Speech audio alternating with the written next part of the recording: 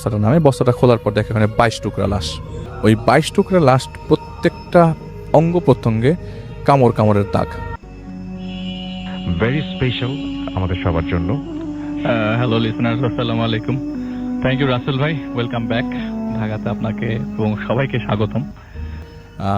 যে ঘটনাটা আজকে শেয়ার করব সেটা আমার খুব কয়েকদিন আগেই শোনা, আমাদের এলাকার এক বড় ভাইয়ের পরিচিত আর কি।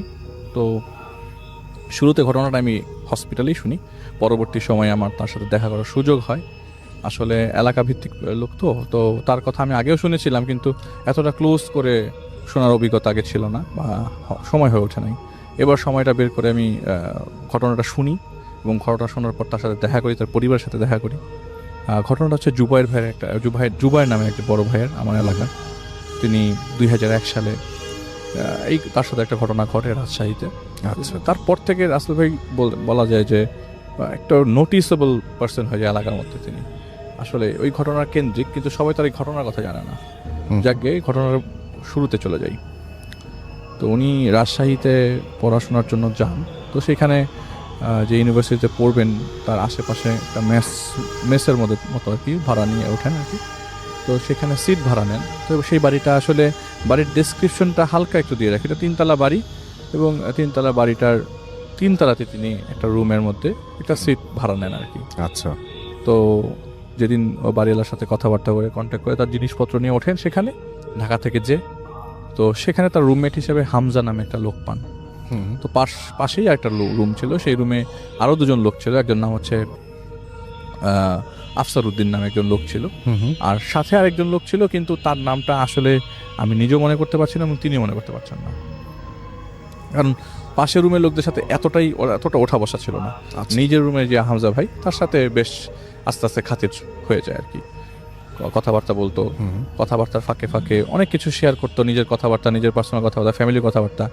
তো উনি বলল যে জুবাইর ভাইয়ের ভাষা মতে যে এই 1 মাসের মধ্যে আমি যতদিন এই বাসায় ছিলাম, এই থাকা অবস্থায় তার আমি কিছু জিনিস লক্ষ্য করি। ফর এক্সাম্পল, তিনি মাঝে মধ্যেই রাতের বেলা, এটা ঠিক রাত 8টার পর থেকে 10টার মধ্যে হতো, উনি 2 হাত দিয়ে এত জোরে শক্ত করে মাথা চেপে ধরতেন, যদি সাধারণ কোনো মানুষের মাথাটা এভাবে ধরা হয় তাহলে রক্ত বের হয়ে যাবে। আচ্ছা, এত প্রেশার দিয়ে। তা আমি খুব নিজেই মাঝে মধ্যে ভয় পেয়ে যেতাম, তিনি আসলে করছে কি। তো দেখি কি মানসিকভাবে অসুস্থ হতো, আমি মাঝে মধ্যে একটু জিজ্ঞেস করতাম কি অবস্থা। তো উনি নর্মালি ওয়াশরুমে যে মুখ টুক ধুয়ে ফ্রেশ হয়ে কাটিয়ে দিতেন। আচ্ছা। তো এই কিছুক্ষণ পরে, এই মাথা ধরার পরপরই সে আরেকটা জিনিস লক্ষ্য করতো যে ওই টেবিলের উপরে উনি কি জানি লিখতো খাতার মধ্যে। আসলে কি লিখতো এটা উনি কখনো দেখার প্রয়োজন মনে করেন নাই। আচ্ছা। তো যাকে এইসব জিনিসগুলো তার আস্তে আস্তে থাকার পর তিনি লক্ষ্য করতে থাকেন। আরেকটা জিনিস খুব ইম্পর্টেন্ট, যে আমি বলেছি বাড়িটা 3 তলা এবং ওনারা 3 তলায় থাকতেন, ঠিক নেক্সট ফ্লোরটাই হচ্ছে ছাদ। আচ্ছা। তো রাত 12টা হলেই উনি প্রতিদিনই ছাদের দিকে যেতেন আর কি। তো 2001 সাল তো এত টেকনোলজিক্যাল মানে উন্নতি হয় নাই তখন। তো উনি মনে করেছে যে হয়তো সিগারেট খেতেই যায়, হয়তো বা ও সিনিয়র মানুষ, ওনার সাথে যে লাভ কি, বয়স ওনার থেকে সিনিয়র আর কি, জুবাইর ভাইয়ের থেকে সিনিয়র। উনি তখন স্টুডেন্ট আর তিনি চাকরি করেন। তো রেগুলারলি কথাবার্তা হতো, কিন্তু ওই ইনসিডেন্টগুলো সে প্রায় সময় লক্ষ্য করতো যে মাথাটা চাপ দিয়ে আছে। আচ্ছা। সেদিন রাসেল ভাই অনেক বৃষ্টি হচ্ছে আর পরীক্ষা ঘনিয়ে আসছে, মাস 2-1 পর আর কি। পরীক্ষা ঘনিয়ে আসছে, ঘনিয়ে আসার পর তো তিনি এরকম নর্মাল রাত 9টা বাজে, তো পড়াশোনা করছে আর কি, লাইট টাইট সব জ্বালানো। হঠাৎ করে ওই ভাইটা খাটের মধ্যে শুয়েছিল, হঠাৎ করে সে আমি একটা কথা বললাম যে মাথা ধরে থাকতো শক্ত করে, হঠাৎ করে তার মুখ থেকে তার জিহ্বাটা এমনভাবে ঝুলে পড়ে রাসেল ভাই, যে গলা পর্যন্ত নেমে আসে তার সামনে, চোখের সামনে। তো উনি ভেবে উঠতে পারতেছে না, তাড়াহুড়া করে মাথায় পানি দিবে বা কিছু একটা, কারণ তার জানা মতে রাসেল ভাই মানুষ নাক পর্যন্ত হায়েস্ট জিহ্বা লাগাতে পারে, হায়েস্ট বা এর থেকে একটু বড়, কিন্তু গলার থেকে নিচে নেমে যাবে এত বড় জিহ্বা উনি এটা আগে কখনো দেখেন নাই। তো এর মধ্যে তিনি দৌড়াদৌড়ি ধাক্কানে শুরু করে, ওনাকে ঝাঁকাতে থাকে, ভাই আপনার কি হয়েছে হামজা ভাই, আপনার সমস্যা কি হলো। তো উনি যখন হঠাৎ করে আচমকা কেঁপে উঠে ওয়াশরুমে চলে যায়। সেদিন থেকে রাসেল ভাই, ওই যে আমি আপনাকে বললাম যে তার মধ্যে একটা ভিতর থেকে একটা কাজ করতে থাকে যে কি লোকের সাথে থাকতেছি, লোকটা কে, কিরকম, ওনার নিজের ফ্যামিলির কথাবার্তা কখনো বলে না, অথচ এরকম একটা ইনসিডেন্ট ঘটে গেল। আর কিছু হলেই খালি ওনার ওই ভমিটিং টেন্ডেন্সি উঠে যায়, যে বমি চলে আসে, এত বড় একটা জিব্বা, ওনার বারবার এই জিনিসটা ফ্ল্যাশ হতে থাকে চোখের মধ্যে। তো কিছুদিন পর উনি একটা জিনিস চিন্তা করে যে উনি যে প্রতিদিন 12টার দিকে ছাদে যায়, ওনার সাথে কি ওনার পিছনে পিছনে একদিন যাবো ছাদে, কোথায় যায়, কী করতে যায়। তো হঠাৎ করে সেদিন সন্ধ্যার সময় প্রচণ্ড বৃষ্টি হয়, তো ছাদ বেশ পিচ্ছিল। তো ছাদের তো উনি চিন্তা করে রাখে যে এই লোকটা যে প্রতিদিন ছাদে যায়, হয়তো তার বাড়িওয়ালার সাথে সম্পর্ক ভালো, কারণ বাড়িওয়ালা ঢোকার সময় বলে দিয়েছে যে এই বাসাতে ছাদে যাওয়া যাবে না। এবং এই ছাদের চাবি নিষেধ, ছাদের চাবি কখনো তিনি দেখেনও নাই পর্যন্ত। এই লাস্ট 2 মাসের মধ্যে বাসা থাকা অবস্থায় উনি ছাদের চাবিটা পর্যন্ত দেখেন নাই। এবং ছাদের কাঠের দরজা এত বড় তালা, যে তালার চাবিটা অনেক বড় হবে, এই চাবিটা দেখেনি নাই। তাহলে হয়তো বা তার কানেকশন আছে বাড়িওয়ালার সাথে, নইলে সে প্রতিদিন রাত্রেবেলা 12টার দিকে কোথায় যাবে। তো উনি ওই দিন সন্ধ্যার সময় বৃষ্টি হয় এবং রাত্রেবেলা ঝিরঝির বৃষ্টি হতে থাকে। উনি দেখলেন 12টার সময় ওই লোকটা আবারও পড়ার টেবিল থেকে উঠে সে ছাদের দিকে রওনা হচ্ছে। তো ছাদের দিকে রওনা হওয়ার সময় তিনি কি করলেন, তার পিছনে পিছনে যাওয়ার জন্য আস্তে করে দরজাটা খুলবে এবং পাশের রুম থেকে আফসারউদ্দিন নামে যে ভাইটা আছে তাকেও নিয়ে যাবে সাথে করে। আফসারউদ্দিনের সাথে আরেকজন রুমমেট আছে, কিন্তু তখন সে হয়তো ছিল রুমের মধ্যে, তাদের সাথে যে যায় নাই। তো সিঁড়ি বেয়ে উপরে উঠে দেখে যে উনি চলে গেছে, ছাদে ঢুকে গেছে, কিন্তু গেটটা ওখানে বন্ধ আছে। গেটের তালা কেউ ধরে না, মানে তালা খুললে তো দরজা খোলা থাকবে যে ছাদে যাবে। ছাদে চলে গেছে লোকটা, ওই হামজা ভাই যে তার রুমমেট, তারা দেখে তালা লাগানো। এটা কিভাবে সম্ভব? তিনি কাঠের ফুকা দিয়ে অনেকক্ষণ দেখার চেষ্টা করে, কিন্তু কোনো কিছু সে ট্রেস আউট করতে পারে না আসলে কোথায় গেল। তো সে তার ওই আফসারউদ্দিন নামে যে লোকটা ছিল পাশের রুমে, তাকে নিয়ে সে ওই লোকটাকে নিয়ে নিচে নেমে আসে এবং তাকে বলতে থাকে যে কীভাবে সম্ভব, আমরা তো ছাদের চাবি পাই না, উনি হঠাৎ করে চলে গেল, চাবি ছাড়া তো জিনিসটা মানুষ দিয়ে সম্ভব না, এটা মানুষের কোনো কাজ না। এবং ভয় পেতে থাকে, মানে বাসাটা ছেড়ে দেওয়ার জন্য প্ল্যান করতে থাকে এবং দুইজনে মিলে প্ল্যানও করে ফেলে যে ভাই যদি কোনো বিপদে পড়ি আমরা, যদি আমার কোনো বিপদ হয় তাহলে আপনি ফেসে যাবেন, কারণ রুমমেট কিন্তু আমরাই, আপনি যদি বিপদে পড়েন আমি ফেসে যাব। রাইট। তো বেটার আমরা বাসাটা ছেড়ে দিই, প্ল্যান করি, আসেন একসাথে ছেড়ে দিই বিপদে পড়ার আগে। তো এর মাঝে ওই হামজা সাহেব নিচে নেমে আসলো। নিচে নেমে আসা নর্মাল, কিন্তু ওই ঘটনার পর থেকে রাসেল ভাই উনি ওনার সাথে একটু কম কথা বলতো, একটু কম কথা বলতো। ঠিক 1 সপ্তাহ পর তিনি বাড়ি এলাকায় কনভিন্স করেন বাসার ছাদের চাবির জন্য, যে উনি যে প্রতিদিন ভাই একদিনও মিস নেই, হারাম একদিনও মিস নেই যে ছাদে সে যাবে না, প্রতিদিন ছাদে যাবে সে। তো বাড়ির এলাকা থেকে ছাদের চাবি খুবই কষ্টে ম্যানেজ করে, বলে যে কালকে সকালে দিয়ে যাবো, আপনি আমাকে বিকেলের দিকে চাবিটা দিবেন। তো বাড়িওয়ালা বলে যে কি করবা তোমরা ছাদে, যে তো অনেক কোয়েশ্চেন অ্যান্সার দেওয়ার পরে সে অনেক জোরাজোরি করার পর ছাদের চাবিটা নেয় এবং ছাদের চাবিটা নেয় 2 দিন পরে। যখন বলেছে তখন 2 দিন পরে ছাদের চাবিটা নেয়। ছাদের চাবি নেওয়ার পরে সেদিন রাতের বেলা অ্যাজ ইউজুয়াল নর্মাল, কোনো বিশেষ কিছু নেই, নর্মাল ডে, নর্মাল এনভায়রনমেন্ট। 12টার দিকে এই লোকটা ছাদের দিকে যায় এবং ওই আফসারউদ্দিনকে নিয়ে তার কৌতূহলবশত, ইয়াং মানুষ রক্ত গরম, ছাদে যাবে, দেখবে কি কোথায় যায়। ছাদের চাবিটা দিয়ে তালাটা হাস্তায় করে খুলে দরজাটা খুলে দেখে পুরো ছাদটা খালি আছে, কেউ নাই, সঙ্গে সঙ্গে ভ্যানিশ, মানে কেউই নাই, কোনো কিচ্ছু নাই। মানে এটা ভাবা যায় একটা মানুষ ছাদে উঠে তারপর সেখান থেকে হারিয়ে গেল ছাদে, কিন্তু ছাদের মধ্যে ছাদটা যে খুব বড়, এক পাশ থেকে আরেক পাশ দেখা যায় না, তাও এরকম না, ছোট। তো বলে যে ছাদের গেটটা মাঝখান বরাবর, আমরা ঢুকলেই বাম দিকে হচ্ছে বাড়ির উত্তর দিক এবং ডান দিকে বাড়ির দক্ষিণ দিক। তো উত্তর দিকে কোনার সাইডে একটা বাঁশঝাড় টাইপের আছে। তো ওই বাঁশঝাড়ের মধ্যে বেশ বাঁশঝাড়গুলো নড়ছে, কোনো বাতাস ছাড়াই নড়ছে, মানে বাতাস থাকলে তো অন্যান্য গাছপালা নড়তো, ওই বাঁশঝাড়টা আস্তে আস্তে নড়ছে। তো তারা মনে করে যে ওইখানে যাই, উনি ওখানে থাকতে পারে, ওখান থেকে রেলিং দিয়ে নিচে নেমে যেতে পারে। 3 তলা বাড়ির নাম তো কি। আস্তে করে কর্নার দিকে যেতে থাকে, আস্তে আস্তে উত্তর দিকে কর্নার দিকে যেতে থাকে। যাওয়ার সময় সব দেখলো যে বাঁশঝাড় ঘেঁষে একটা করই গাছের ডাল আসছে। সেই করই গাছের ডাল অন্ধকার, একবার ঘুটঘুটে অন্ধকার না, কিছুটা তো হালকা ভিজিবল, খালি শব্দ আসছে, খুব বিভৎস শব্দ, কটর কটর শব্দ, লাইক কেউ হাড় চিবিয়ে খাচ্ছে, ভেঙে খাচ্ছে। এবং একসাথে কয়েকজন, একটা ভয়েসের মতো আসলো যে তোমরা ছাদে কি করো। এটা যদি একজন বলতো তাহলে একজন একটা পরিষ্কার বোঝা যেত, 4-5 জন একসাথে বললো তোমরা ছাদে কি করো। ওনারা যে এইখান থেকে একটা দৌড় দিবে, দৌড় দেওয়ার সময় জাস্ট একটা জিনিস লক্ষ্য করলো যে এটা শিয়াল হতে পারে, বিড়াল হতে পারে, হোয়াট এভার দ্য প্রাণী ইজ, যে এমনভাবে তাকালো যে লাল লাল দুটো চোখ তাদের দিকে কর্কট দৃষ্টি তাকিয়ে আছে। তো জাস্ট তারা মানে ওইখানে সাধারণ মানুষ আমি আপনি হলে দৌড়ি দিতাম, তো তারা হয়তো আমরা অজ্ঞানী হয়ে যেতাম, তারা তো সাহস করে দৌড় দিয়েছে। দৌড় দিয়ে তারা নিচে নেমে চলে আসলো, নিচে নেমে দরজা বন্ধ করে আসলো যে ওই লোক আসলে ছাদের থেকে আমরা দরজা খুলবো না, আজকে রাত্রে আর দরজা খুলবো না। রাস্তায় তাই করলেন, ওটা রাত্রে দরজা খুললেন না। পরদিন সকালবেলা বাড়িওয়ালাকে জানালেন জিনিসগুলা, কিন্তু সেই থেকেই তো অপেক্ষা শুরু। ওই হামজা সাহেব আর আসলো না, আসেই নাই আর? না। আচ্ছা, সেই থেকেই আর ওনার কোনো ট্রেস করতে পারে নাই, কোথায় আছে, কই গেছে, আর আসলো না। রাস্তা 1 মাস হয়ে গেল। তো এর মাঝখানে যিনি বাড়িওয়ালাকে বললেন যে ভাই আঙ্কেল দেখেন এই যেরকম আমাদের আমার রুমমেট হামজা উনি তো নাই অনেকদিন ধরে, পুলিশ আসলে আমাদেরকে জিজ্ঞেস করতে পারে কোথায়, তো আমাদেরকে বাসা ছাড়ার ব্যবস্থা করে দেন, কারণ আপনাকে আমরা বলে রাখতেছি প্রতিটা মুহূর্তের ঘটনা, কারণ পরে আমরা ফেসে যাব, কোথা থেকে কীভাবে আমাদেরকে পুলিশে ধরে নিয়ে যাবে, কেউ ক্লেম করতে আসলে আমরা যদি কিছু না বলতে পারি, কারণ রুমমেট আমরা, যদি কেউ আমাদেরকে খুঁজতে আসে, ওনাকে খুঁজতে আসে, কিছু না পেলে আমাদেরকে জিজ্ঞেস করবে সবার আগে যে রুমমেটের সাথে কোনো ঝামেলা হয়েছে কিনা। তো যাই হোক, সামহা ওনারা মারিয়ালা ম্যানেজ করে ওদেরকে, তোমরা কয়েকটা দিন থাকো, যদি ঝামেলা হয় আমি তোমাদেরকে বলেছি তোমরা চলে যাও, তোমাদের অ্যাডভান্স আমি ব্যাক করে দিব, তোমরা চলে যাও। তো যাই হোক, ওনার বাড়িওয়ালার ছেলেকে বলে যে তুই যে ওদের সাথে থাক, যে তোরা ভয় পাচ্ছে, কারণ ঘটনার পুরাটা বাড়িওয়ালাকে ওনারা শেয়ার করেন আর কি। যাই হোক, তো বাড়িওয়ালার ছেলে বলতে থাকে যে ভাই আপনারা আসার আগে আমি এই রুমে থাকতাম, আপনারা তো ভয় পেতেছেন, কিন্তু আমি কখনো এরকম কিছু দেখি নাই, কখনো এরকম কিছু শুনি নাই।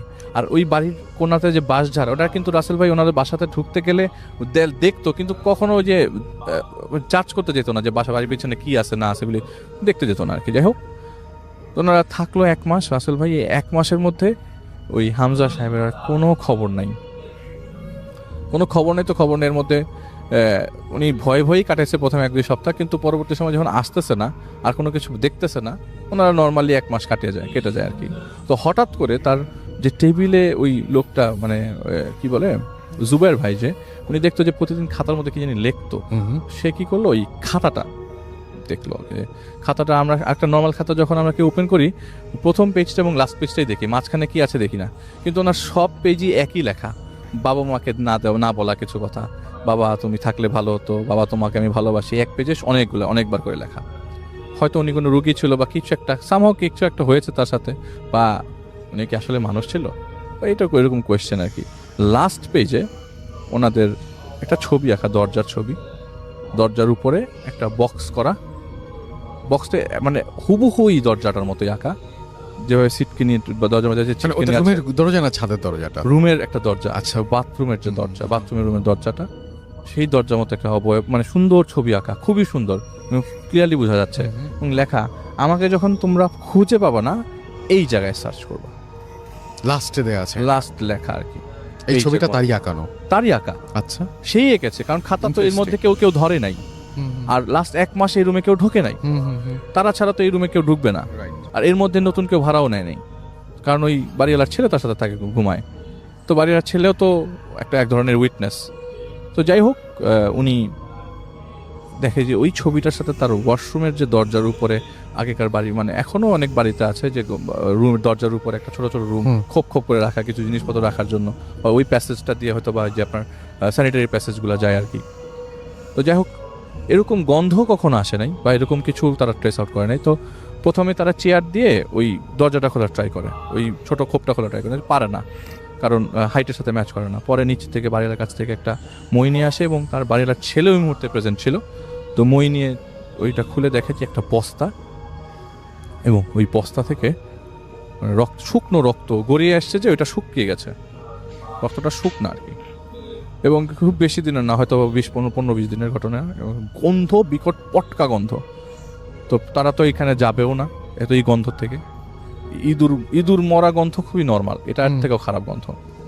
তো বাড়িওয়ালাও এসে দেখে, মানে মইতে উঠে দেখে যে আসলেই কিছু একটা আছে, তো তারা পুলিশকে ডাকে, এবং পুলিশ এসে ওই বস্তাটা খোলার পর দেখে ওখানে 22 টুকরা লাশ, ওইটার ভেতরে, ওই খোপের ভেতরে ওই 22 টুকরা লাশ, প্রত্যেকটা অঙ্গ প্রত্যঙ্গে কামড়ের দাগ, এবং সব মাংস ক্ষয়ে যায় না, কিছু কিছু মাংস লেগে আছে, গন্ধ বাড়ির নিচে, এই গন্ধতে চলে গেছে। ওনাদের থাকাই মুশকিল, বাড়ির নিচে নিয়ে গেছে। তারপরও দেখছো লোকজন, এলাকা উৎসুক জনতার ভিড়ও হয়ে গেছিল ওই জায়গায়, অনেকে দেখতে এসছে যে ছোপ ছোপ ছোপ ছোপ কামড়ের দাগ, মাথার চুল আছে প্রপারলি, মানে মোটামুটি সব কিছুই নাই ওখানে, মানে একদম অবস্থা খুবই খারাপ, বিভৎস।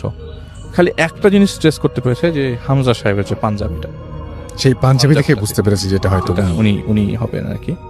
তো এইটা তো রাসেল ভাই খুবই অলৌকিক যে 1 মাসের মধ্যে তার সাথে এই ঘটনাটা কোথায় খাতায় লিখে সেই ছবিটা খাতায় লিখে সেখানে সে লিখে গেছে যে তোমরা যদি কোথাও আমাকে না পাও তাহলে এই জায়গা। সেটা খুবই তো হলো। তো যাই হোক, রাসেল ভাই এরপরে ওই পুলিশ দেখে যে এখানে কেস করার কোনো লোক নাই, ওনার কোনো আত্মীয় স্বজন নাই, চারিপাশে ঘেটে ওনার কোনো আইডি কার্ড বের করতে পারে নাই, কিচ্ছু খুঁজে বের করতে পারে নাই, কিছু না, খালি কোন ট্রেসই করতে পারে না। অ্যাকাউন্টিং এর কিছু একটা বই তার টেবিলের মধ্যে, তার ব্যাগ, কাপড় চোপড়, কোনো ধরনের কিছু টাকা পয়সা, এছাড়া কিচ্ছু নাই রাসেল ভাই, আর কিচ্ছু না, not even a single thing যেটা দেশে ট্রেস আউট করতে পারছে কোন এলাকার লোক, কোন এলাকার ছেলে।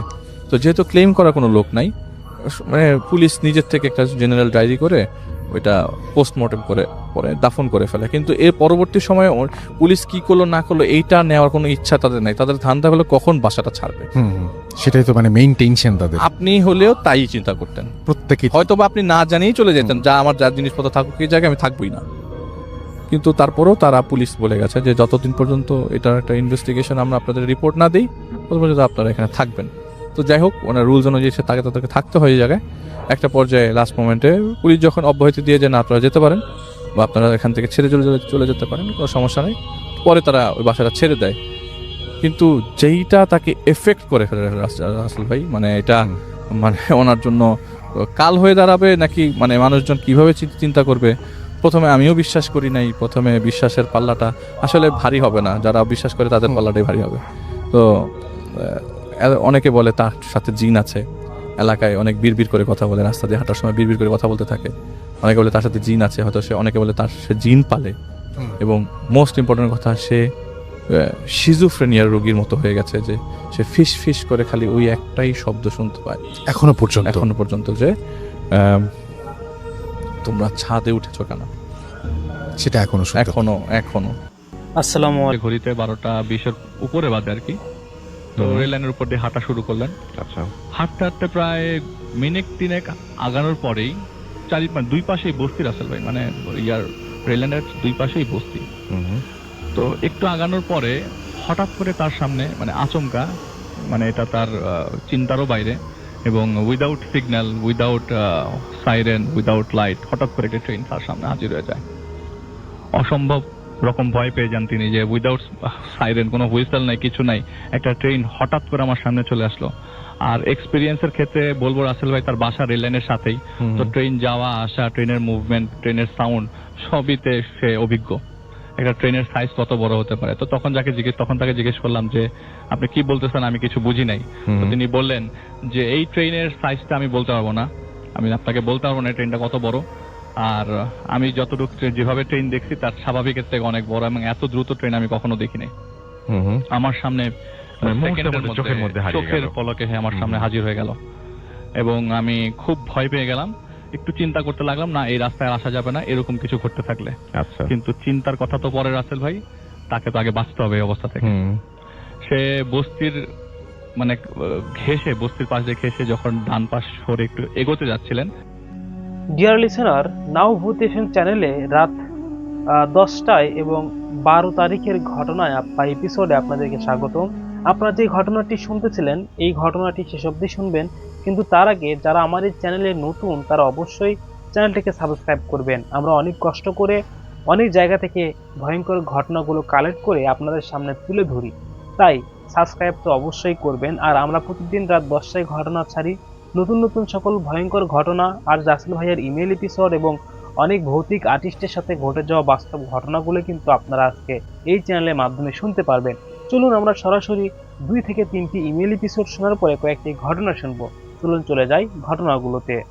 এমন সময় ইঞ্জিন রুম নাকি সেটা সে বললো না। আমি এতগুলো বগি, এখান থেকে বগি তো দেখতেছি, আমি কোনো শেষ পাচ্ছি না, যতটুকু আলোতে চোখ পড়ে আর কি, আমি এটার কোনো শেষ পাচ্ছি না। এমন সময় তার চোখ বাম দিকে যায়, যে পাশে বগির জানালাগুলো ছিল, এবং তিনি দেখলেন যেটা, যে প্রতিটা বগের জানালাতেই অনেকগুলো মানুষ দেখা যাচ্ছে, কিন্তু কারোরই মাথা দেখা যাচ্ছে না। হয়তো তারা লম্বা, মাথা নাই, এটা সে বুঝতে পারছে না, এবং সে ওই জায়গায় হাঁটু গেড়ে বসে পড়লেন। যে জিনিসটা দেখে সেটা হচ্ছে জানালা গড়ি বেয়ে বেয়ে রক্ত পড়ছিল। আর এত চিৎকার, এত আহাজারি যে ওখানে মনে হয় কেউ খুন করছে বা কিছু একটা। কিন্তু এই ইনস্ট্যান্সে উনি এত কিছু চিন্তা করার সুযোগ পান নাই, কারণ উনি ওখানেই বসে পড়ছেন। একটু হেলদি বাল্কিয়ার ছিল, তো ওখানেই বসে পড়ার পরে তার মানে সে আর মুভ করতে পারছে না আর কি। সে দেখলো ভেতর থেকে প্রচন্ড মানুষ, মানে অনেকগুলো মানুষ প্রচন্ড চিৎকার করছে, এমন মানে ভেতর থেকে কে জানি মারছে কাউকে, পেটাচ্ছে কাউকে, এরকম কিছু একটা তার কাছে মনে হলো। তো এই দৃশ্য কিছুক্ষণ চলমান অবস্থায় থাকার পরে যখন তিনি মানে ভাবলেন যে না, এখানে এতক্ষণ বসে থাকা যাবে না, আর এটা তো তার সামনেই চলছে, আসলে শুনতে অনেক আরাম লাগতে পারে, চিন্তা করলে হয়তো বলতে পারে দূরেটা কি কখনো হয় নাকি, কিন্তু উনি তো সামনে প্রত্যক্ষ করেছে, ওনার ভিতরের কি অবস্থা তা আমরা কখনোই অনুধাবন করতে পারবো না। হ্যাঁ, সেটা একদম সত্যি, সেটা একেবারেই সত্যি। তো তিনি দেখলেন যে রেল মানে ট্রেনটা কিছুক্ষণের মধ্যে, মানে তখন সে চিৎকার দেওয়া শুরু করলো রাসেল ভাই যে আমাকে বাঁচাও, কিন্তু ওই বস্তির আশেপাশ থেকে কেউ একটা হেল্প করতে আসে নাই একবারের জন্য না। মানে চিৎকারটা কেউ শুনছে বলে তার মনে হয় না, অন্ধকার চারিপাশ। তো যাই হোক, কিছুক্ষণের মধ্যে রেল ট্রেনটা ছেড়ে দেয়। ট্রেনটা ছেড়ে দেয় যে এই ট্রেন 1992 সালে বাংলাদেশে ইম্পসিবল, কারণ ওই ট্রেন তো মনে হয় জাপানেও প্রডিউস হয় নাই যে এত ফাস্ট চলে যাবে। ওইটা ট্রেনটাও দেখা যাচ্ছে না, এত ফাস্ট ভ্যানিশ হয়ে গেল ট্রেনটা, এবং এত তাড়াতাড়ি চলে গেল তার চোখের সামনে। আমাদের দেশে যেভাবে ট্রেন আমরা দেখে অভ্যস্ত, ঠিক এইভাবে সে বললো যে বাংলাদেশের বাইরেও মনে হয় এত ফাস্ট ট্রেন বের হয় না। তো সে কিছুক্ষণ এই দৃশ্য ওইটার দিকে তাকিয়েছিল। পরে তো বাসে উঠতে হবে, কিন্তু তার পা সে নাড়াতে পারছিলেন না। আচ্ছা। তো কিছুক্ষণ পর একটি লোক আসার পরে তিনি তার হেল্প নিলেন, হেল্প নিয়ে তার বাড়ি পর্যন্ত পৌঁছে দিলেন। কিন্তু লোকটিকে সে কোনো কথা শেয়ার করলো না, কারণ লোকটিও তো ওই রাস্তা দিয়ে আসলো, সেও তো কিছু দেখতে পারতো, সে কিছুই তো দেখেনি মনে হয়। তো সে তাকে যখন বাসায় পৌঁছে দেওয়ার পর তিনি বাসায় ঢুকে দেখে মাত্র ঘড়িতে 12:35 বাজে। তার মানে এই 10 থেকে 15 মিনিটের দীর্ঘ সময়টা তার কাছে মনে হচ্ছে যে 5 থেকে 6 ঘন্টার, তাকে 5 থেকে 6 ঘন্টা এই জিনিসটা বদল করেছে। আচ্ছা।